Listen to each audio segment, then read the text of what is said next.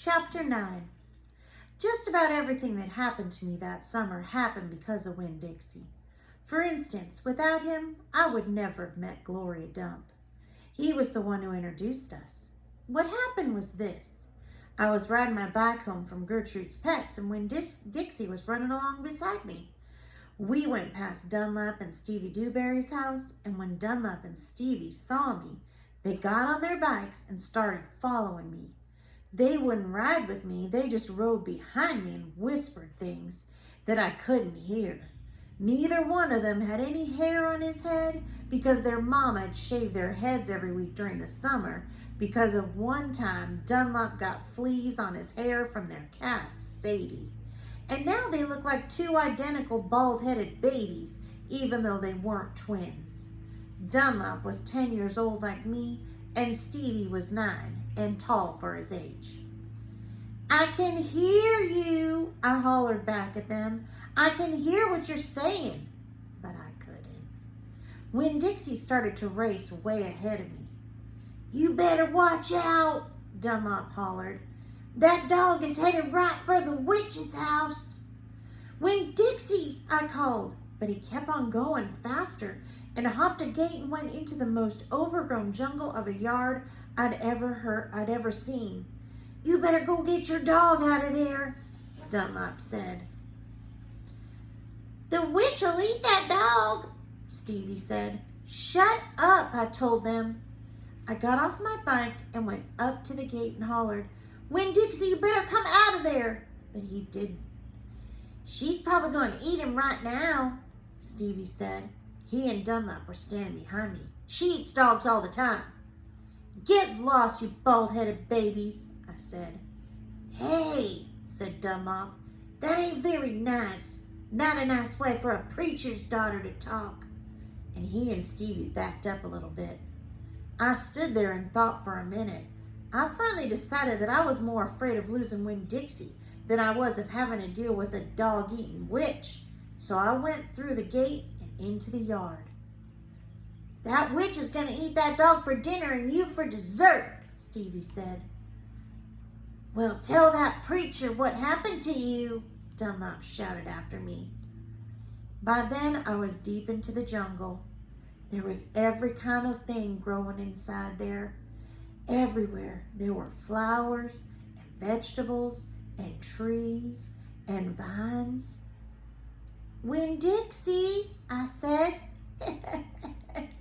I heard, "This dog sure likes to eat." I went around a really big tree that was all covered in moss, and there was Winn-Dixie. He was eating something right out of the witch's hand. She looked right up at me. "This dog sure likes to eat peanut butter." You can always trust a dog that likes to eat peanut butter.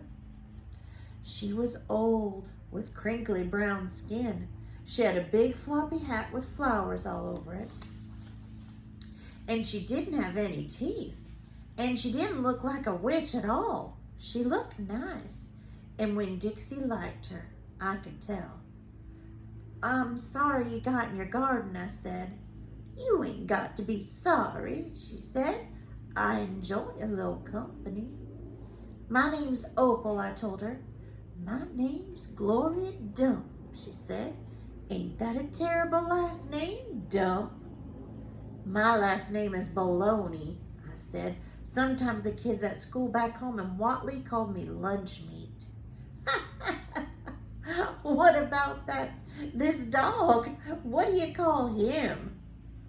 "Winn-Dixie," I said. Winn-Dixie thumped his tail on the ground. He tried smiling, but it was hard with his mouth all full of peanut butter. "Winn-Dixie? You mean like the grocery store?" "Yes, ma'am," I said. "Oh-wee, that takes the strange name prize, don't it?" "Yes, ma'am," I said. "Well, I was just fixing to make myself a peanut butter sandwich. You want one too?" "All right," I said. "Yes, please."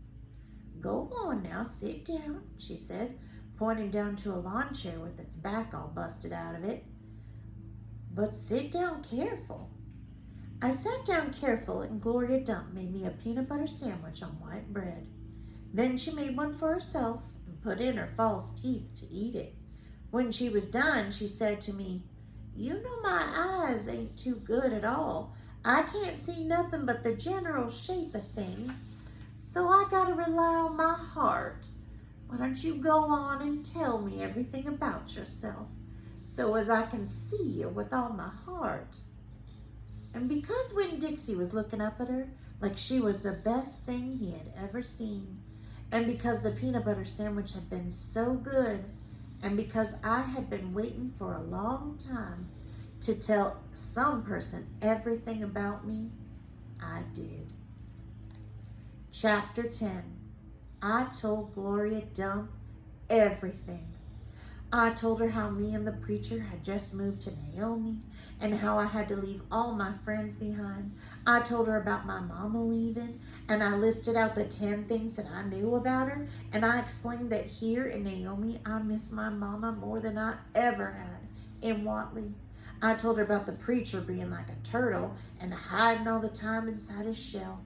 I told her about finding Winn-Dixie in the produce department and how, because of him, I became friends with Miss Franny Block and got a job working for a man named Otis at Gertrude's Pets and got invited to Sweetie Pie Thomas's birthday party.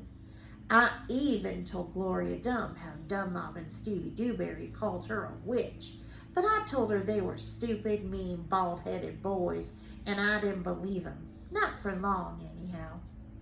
And the whole time I was talking, Gloria Dump was listening. She was nodding her head and smiling and frowning and saying, "Is that right?" And I could feel her listening with all her heart, and it felt so good. "You know what?" she said when I was all done. "What?" I said. "Could be you got more of your mama in you than just that red hair and freckles and running fast." "Really?" I said. "Like what?" "Well, like maybe you got her green thumb. The two of us could plant something and see how it grows. Test your thumb out." "Okay," I said. What Gloria Dump picked for me to grow was a tree. Or she said it was a tree. To me, it looked more like a plant. She had me dig a hole for it and put it in the ground and pat the dirt around it tight, like it was a baby and I was tucking it into bed. "What kind of tree is it?" I asked Gloria Dump. "Oh, it's a wait-and-see tree," she said. "What's that mean?" "Oh, it means you gotta wait for it to grow up before you know what it is." "Well, can I come back and see it tomorrow?" I asked. "Child, as long as this is my garden, you're welcome in it. But that tree ain't gonna change much by tomorrow." "But I want to see you too," I said. Said Gloria Dump. "I ain't going nowhere. I'll be right here." I woke Winn-Dixie up then. He had peanut butter in his whiskers and he kept yawning and stretching. He licked Gloria Dump's hand before we left and I thanked her. That night when the preacher was tucking me into bed, I told him how I got a job at Gertrude's Pets. And I told him about making friends with Miss Franny Block and getting invited to Sweetie Pie's party. And I told him about meeting Gloria Dump. Winn-Dixie lay on the floor waiting for the preacher to leave so he could hop on the bed just like he always did. When I was done talking, the preacher kissed me goodnight, and then he leaned way over and he gave Winn-Dixie a kiss too, right on top of his head. "You go ahead and get on up there now," he said to Winn-Dixie. Winn-Dixie looked at the preacher.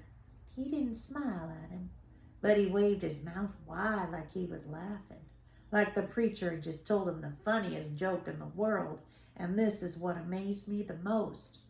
The preacher laughed back at Winn-Dixie, and he hopped up on the bed, and the preacher got up and turned out the light. I leaned over and I kissed Winn-Dixie too, right on the nose, but he didn't notice. He was already asleep and snoring.